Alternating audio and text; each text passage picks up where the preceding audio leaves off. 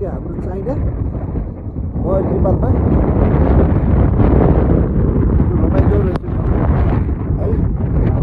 बल्ल 6-7 घन्टा लाएर आइयो। दुःख बाटोको चाहिँ एकदम अप्ठ्यारो रहेछ अलिअलि चाइना बोर्डर। अब हावा चलेर चाइनाको झन्डा त्यता फर्फराइरहेको छ, यता हाम्रो नेपालको झन्डा फर्फराएको छ।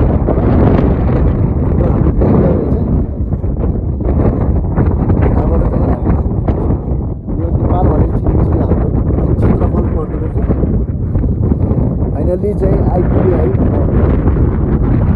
धेरै धेरै धन्यवाद साथीहरूले। अब हावा बेसी चलेको छ है, एकदम हावा चलेको छ।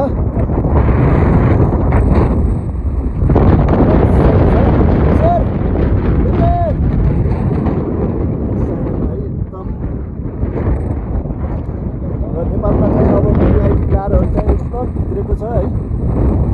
पुरै नाकामा चाहिँ भिआइपी कारहरू सबै भित्रेको छ। कोर्ला नाकामा हात पनि चिसो भयो। धन्यवाद।